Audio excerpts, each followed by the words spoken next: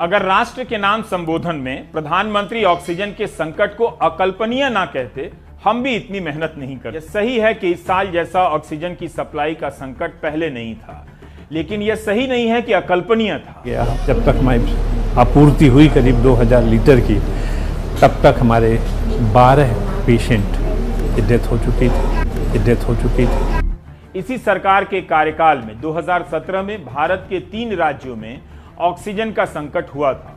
एक बार बताऊं इस बात को या बार बार बताऊं? आपको याद तो होगा कि 9 अगस्त 2017 को गोरखपुर के बीआरडी मेडिकल कॉलेज में ऑक्सीजन खत्म हो जाने से 60 बच्चों की मौत की खबर आई थी। उस वक्त योगी सरकार ने इस बात से इनकार किया था कि ऑक्सीजन की कमी से बच्चों की मौत हुई है। बच्चों की मौत हुई है, लेकिन ऑक्सीजन की कमी से नहीं। लेकिन इसे लेकर कोई विवाद नहीं कि 10 अगस्त से 13 अगस्त के बीच अस्पताल में ऑक्सीजन की कमी हो गई थी। सरकार ने खंडन और सफाई से खुद को मुक्त कर लिया, लेकिन यह घटना काफी थी कि देश भर के अस्पतालों में ऑक्सीजन की सप्लाई की व्यवस्था के बारे में नए सिरे से सोचा जाना चाहिए था। 2017 के जून में ही इंदौर के महाराजा यशवंतराव अस्पताल में ऑक्सीजन की कमी से 17 लोगों की मौत हो गई थी, जिसके बारे में डाउन टू अर्थ ने रिपोर्ट किया था। अगस्त 2017 में ही रायपुर के बीआर अंबेडकर अस्पताल में ऑक्सीजन का दबाव कम होने से 3 बच्चों के मर जाने की खबर आई थी। ना समझें कि 2017 के साल में ऑक्सीजन की आपूर्ति को लेकर कई बड़ी घटनाएं हुईं, तो फिर हमने उनकी सप्लाई व्यवस्था में क्या खास बदलाव किए। सितंबर 2020 में जब कोरोना का केस इस साल के अप्रैल मई जैसा नहीं था, तब कई राज्यों से ऑक्सीजन के संकट की खबर आई। एनडीटीवी की ही रिपोर्ट है। सितंबर 2020 में महाराष्ट्र आईएमए के अध्यक्ष डॉक्टर अविनाश भोंडवे ने कहा है कि इस वक्त मांग के हिसाब से ऑक्सीजन का उत्पादन कम है। सितंबर के महीने में कर्नाटक, यूपी, राजस्थान, मध्य प्रदेश से खबरें आने लगी थीं कि ऑक्सीजन का संकट है। यह तब की बात है जब 9 लाख सक्रिय मामले थे देश में। किसी को सोचना चाहिए था कि इससे अधिक केस आ गए तो संकट कितना गहरा होगा, जैसे कि इस साल अप्रैल में 28 लाख सक्रिय मामलों की संख्या पहुंच गई थी।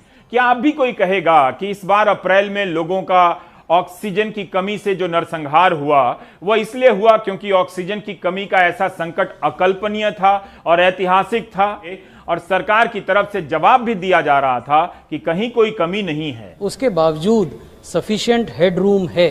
अगर राष्ट्र के नाम संबोधन में प्रधानमंत्री ऑक्सीजन के संकट को अकल्पनीय ना कहते, हम भी इतनी मेहनत नहीं करते। ऑक्सीजन का संकट आएगा साफ साफ दिख रहा था। आपने 2017 और 2020 के कई प्रसंगों से देखा कि भारत में ऑक्सीजन की सप्लाई का संकट कोरोना से पहले भी आया था और कोरोना के बाद भी। राष्ट्र के नाम संदेश पर फैक्ट चेक करते करते यह तीसरा प्रोग्राम बन चुका है।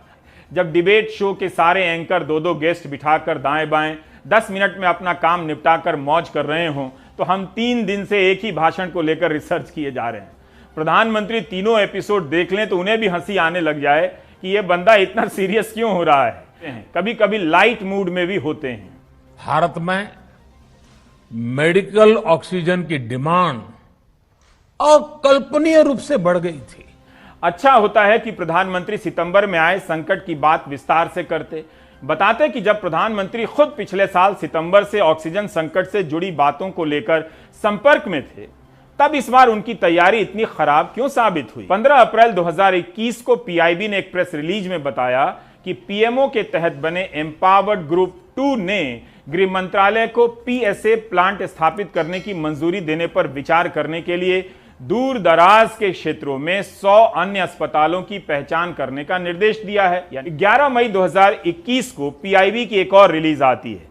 इसके अनुसार कैबिनेट सचिव राजीव गौबा बताते हैं कि पिछले साल सितंबर से ही प्रधानमंत्री नरेंद्र मोदी लिक्विड ऑक्सीजन की आपूर्ति और उत्पादन को लेकर स्वदेशी उद्योगों के साथ संपर्क में थे। सितंबर महीने में कोरोना के केस बढ़ने के कारण लिक्विड ऑक्सीजन को लेकर संकट हुआ था और हमने उत्पादन बढ़ाने पर जोर दिया, कैबिनेट सचिव कहते हैं। प्रधानमंत्री या सरकार की किसी संस्था को बिल्कुल अंदाजा नहीं हुआ कि इससे अधिक केस आ गए तब क्या होगा।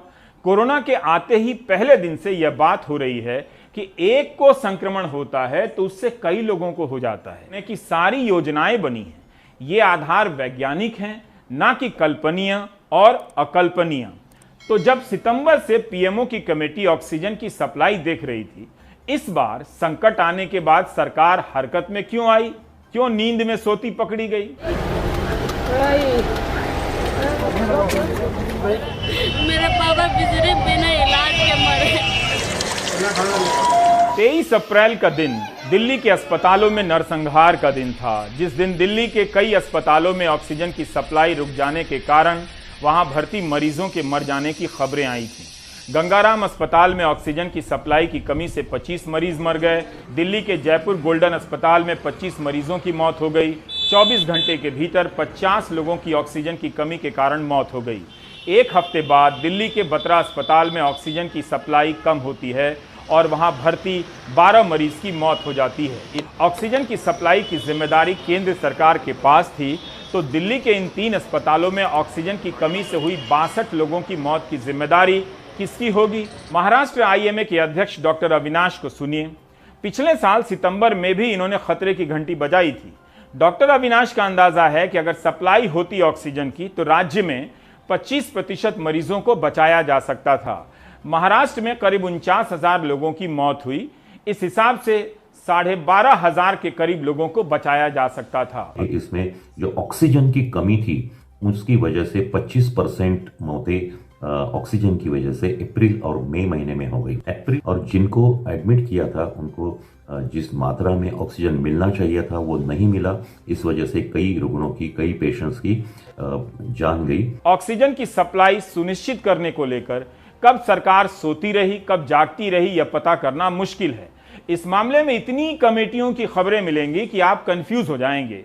तय करना मुश्किल है कि ये कमेटियां जवाबदेही के सवाल को कंफ्यूज करने के लिए बनाई जाती हैं या काम करने के लिए बनाई जाती हैं। EG6 यानी एम्पावर्ड ग्रुप का गठन किया गया था। इस ग्रुप की बैठकों के मिनट्स के आधार पर हरकिशन शर्मा लिख रहे हैं कि अप्रैल 2020 की बैठक में ही चेतावनी दे दी गई कि आने वाले दिनों में भारत को ऑक्सीजन की कमी का सामना करना पड़ सकता है। सवाल का जवाब नहीं दिया जाता है। बहरहाल इस रिपोर्ट से आप जानते हैं कि ऑक्सीजन के संकट की चेतावनी अप्रैल 2020 में दे दी गई थी। सितंबर 2020 में संकट आया भी था। फिर हमने क्या किया? 25 नवंबर को राम गोपाल यादव की अध्यक्षता में स्टैंडिंग कमेटी की रिपोर्ट लोकसभा और राज्यसभा में पेश की जाती है, जिसमें कहा जाता है कि ऑक्सीजन की सप्लाई व्यवस्था को ठीक करने की जरूरत है। अस्पतालों में बेड और वेंटिलेटर की व्यवस्था ठीक नहीं है। अप्रैल से नवंबर आ चुका है, इसके बाद भी सरकार तैयारी का दावा कर रही है।